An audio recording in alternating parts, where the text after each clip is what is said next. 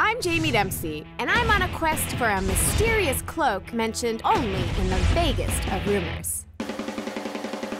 Everything I've heard points towards the southern Philippines, where the old ways still live in the Manobo warrior tribe.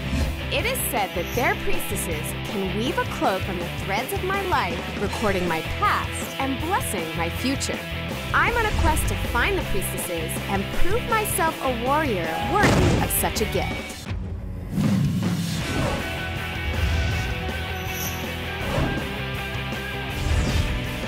In this leg of my journey, I ride strong for the twin provinces of Samar and Leyte, where I rip its rivers, evade its traps, and ride its tides.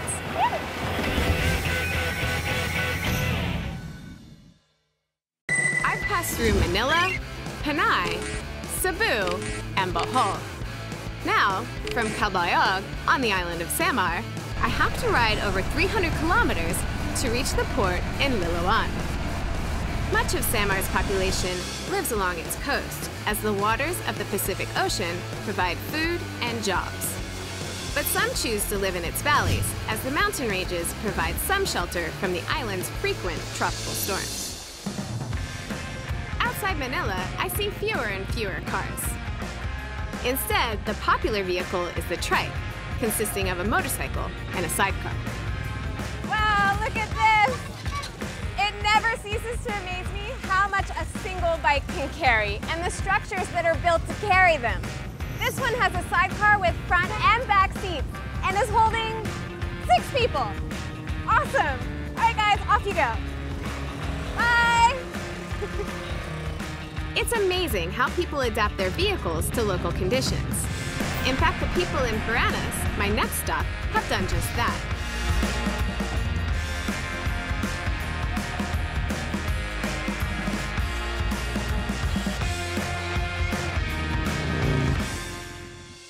A river once used to transport illegal timber has been turned into one of the island's biggest attractions. Hi, Karen. Hi, Jaime. Welcome to Samar. Thank you for meeting me. I've been so excited to get on one of these torpedo boats. What river are we on now? We're right now at the riverbank of Ulot River.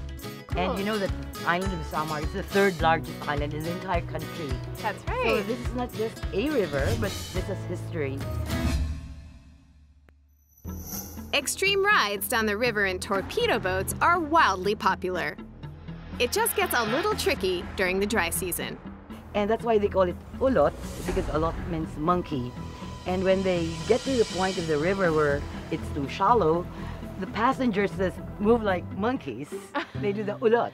In order to get the keep boat the moving? boat moving and to be able to navigate again to the not shallow parts of the river. Will we be doing that today? No. Okay, good. Well, I've heard so much about it. Now I'm really ready to try it out. Go, Jaime. Let's go.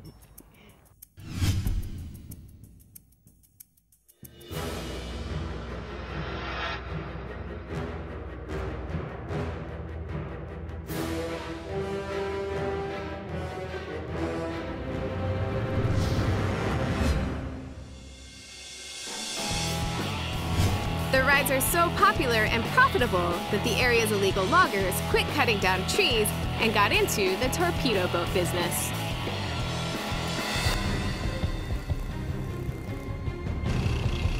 It's easy to see why. The boat's 16 horsepower engine and the river's currents combine, blasting us forward at up to 160 kilometers per hour.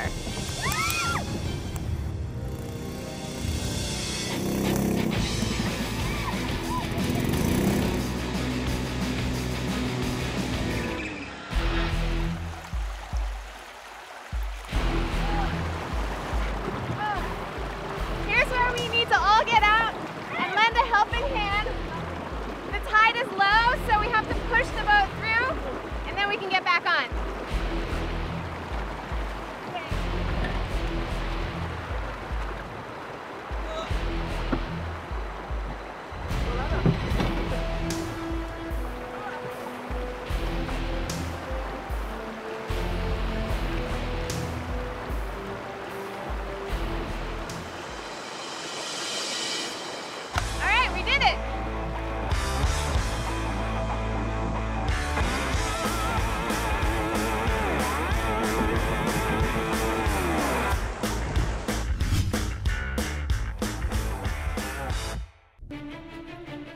45 minutes and 10 kilometers later, we reach Denny's Point.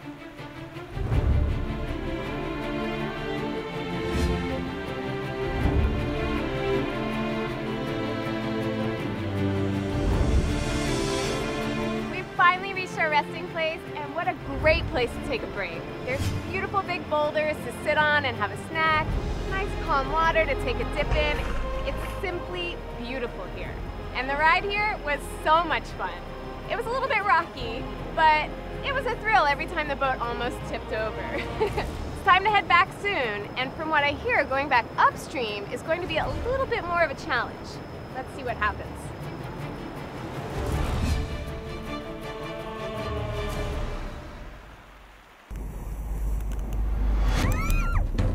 This is what locals call the salmon run, because we're swimming against the current.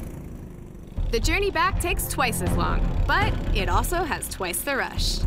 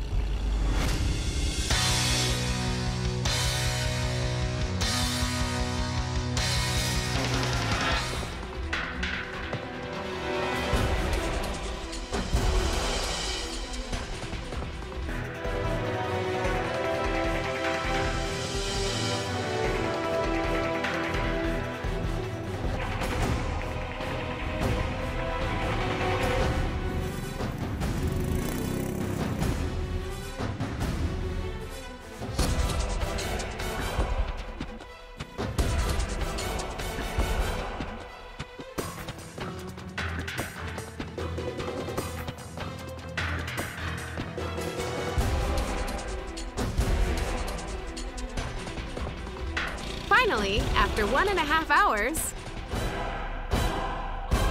the wild ride ends. Still a touch shaky from the adrenaline rush, I ride 3 hours south for the link with Leyte Island.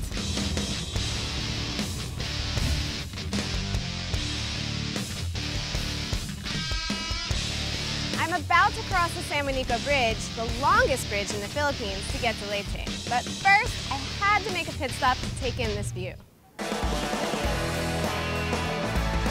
In 1975, when the San Juanico Bridge was completed, it was the longest suspension bridge in Southeast Asia, measuring 2.2 kilometers.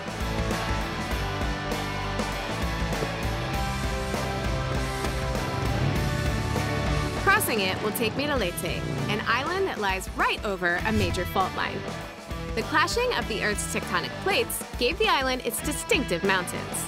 And as I draw closer, they beckon with the promise of more adventures.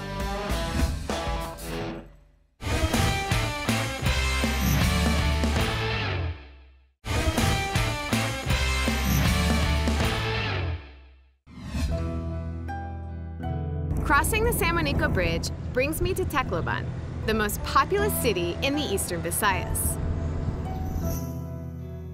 In the past 120 years, 3 deadly typhoons have struck Tacloban, each nearly leveling the city. The most recent one, in 2013, swept a 3,000-ton cargo vessel inland, smashing houses and killing people. 3 years after the typhoon, Tacloban is still recovering. I want to give whatever help I can.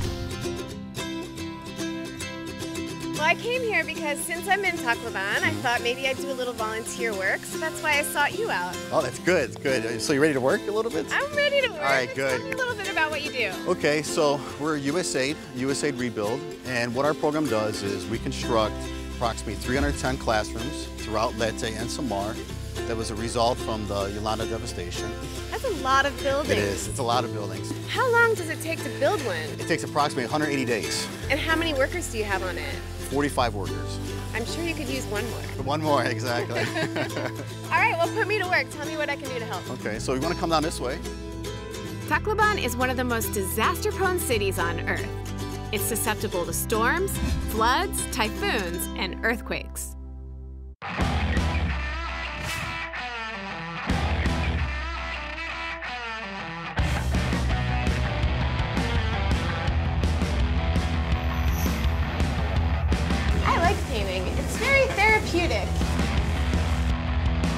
buildings built by USAID are built to stand up to all that.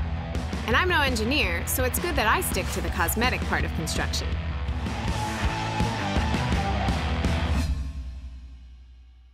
Well, Mark, I did not come empty-handed. I have a few things to donate for the kids to start school off right. Oh, thank you. Thank you. I appreciate it. They're right over here. Okay. Here it is. Oh, wow. Thank you.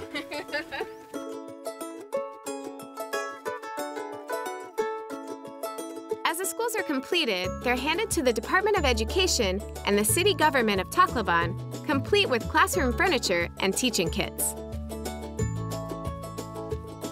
Eventually, the classroom should benefit thousands of students. Hopefully, I've helped make a difference to some of them.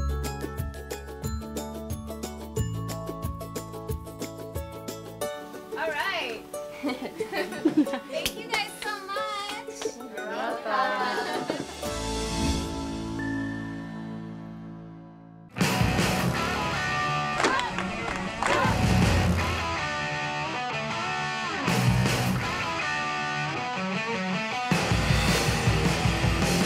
Planning to leave Tacloban, but then I came across a riot of color and music. My next stop can wait. I've got to find out what's going on.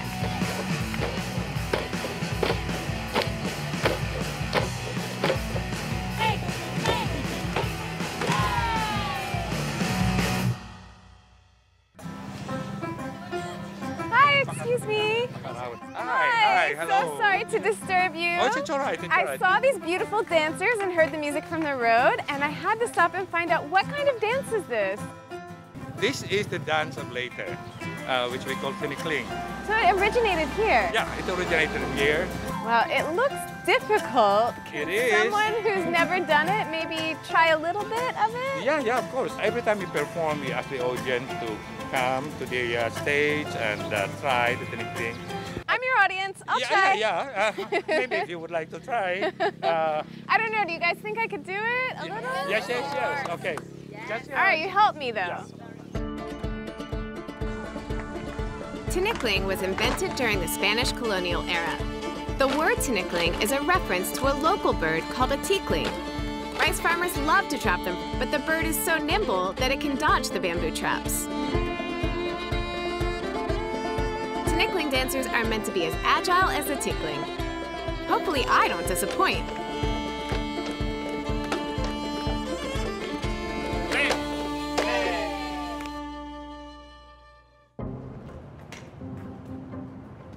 We'll have our bamboo clicking first. It looks like this. In, out, in, out, in, out. Okay. Now, let's try it. Okay. You hold your arms. Oh, okay.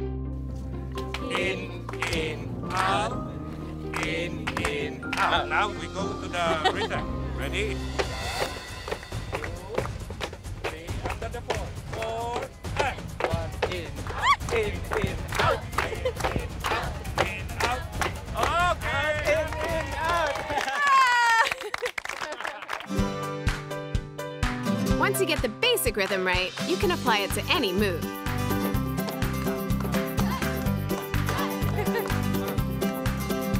For now, though, I'm going to continue with the baby steps.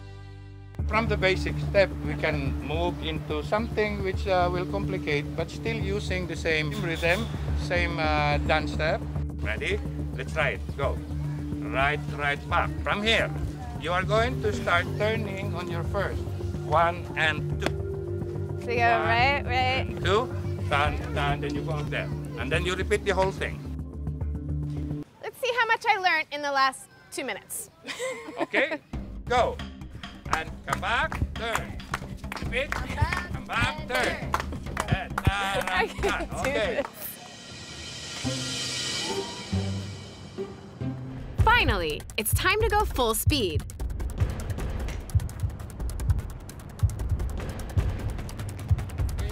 6, 7, go.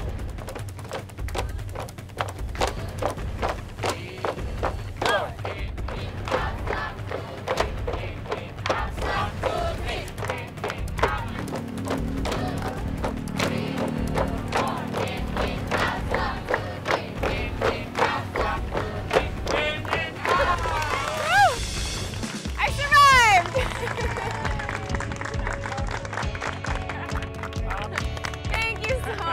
Oh my gosh.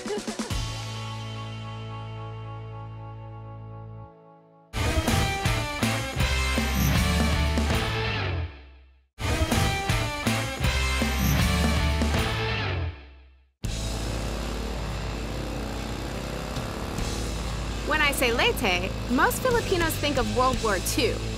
And apparently one of the best places to learn why is a bank.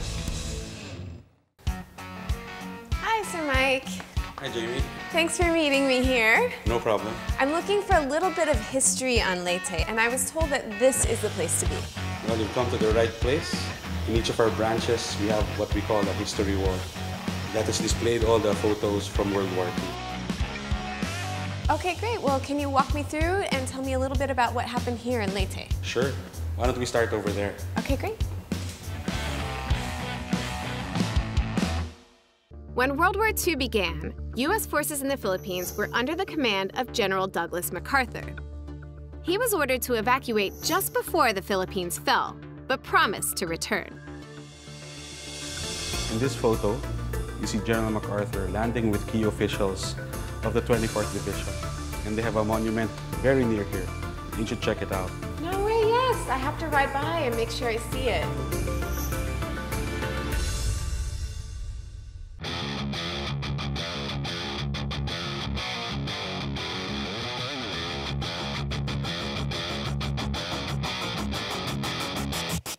The power of the Japanese Empire made MacArthur's promise seem impossible to keep. But 2 years later, he did indeed return. He came ashore with his staff on this very spot to lead Filipino and American forces in the liberation of the Philippines.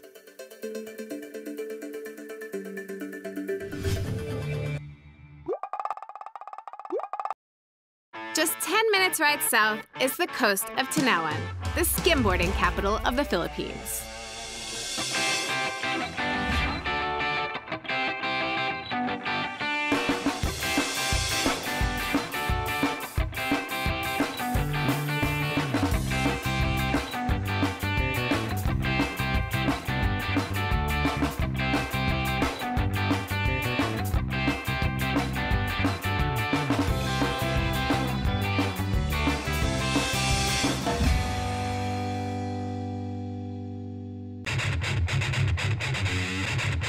Skimboarding is like skateboarding meets surfing in shallow water. You could kind of call it a board game, and it's getting increasingly popular in the Philippines.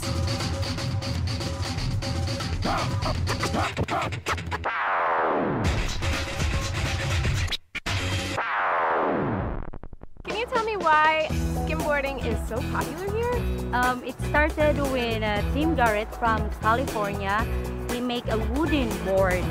Then he said RDR, run, drop, ride. So he didn't even say it's a skimboard. He just said, take this, run, drop, ride. That's simple. And from California, which is exactly where I came from. So it's only fitting that I come here and try it as well. Yes. I don't promise I'll be very good at it, but it's pretty hot, so I'll take any excuse to get near the water. To catch the wave, you need to first run it and drop, slide. Just bend your knees and just balance on it. I can imagine I'm just gonna run, drop, jump, fall. So are you ready? Let me see you do one first. Okay. And wave. Then when it comes back. Okay, I think I can do that.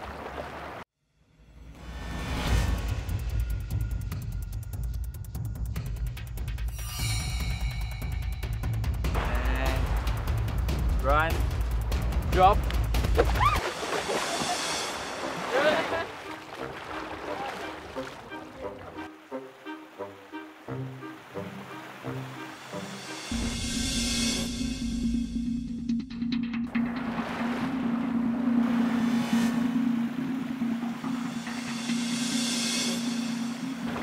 And win.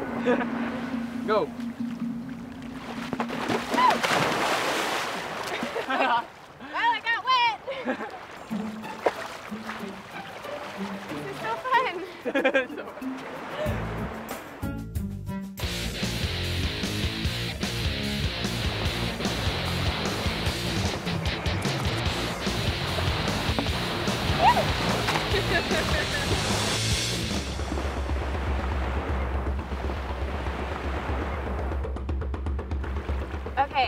of waiting for the wave to come and then start going back, Ride it. just get on it. Drop the board, ride.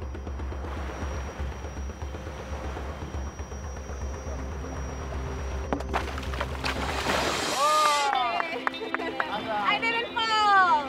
High five. Obviously, Carl, I fail at this. I'm much better at riding motorcycles. So I'm gonna hand this back to you, and maybe you guys can show me a few tricks. Sure. Oh, I wish I had more time to learn, because these guys sure make it look good. Woo! Oh, making it look so easy, Carl.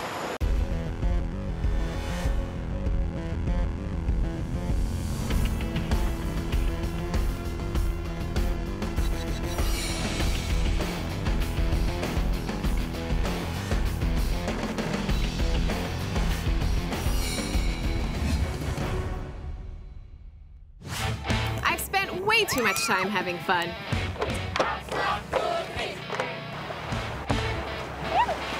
Time to catch my ferry to my final destination, the home of the Monobo tribe, where I hope to complete my quest for the legendary Priestess's Cloak. But first, I'll have to prove myself a worthy warrior.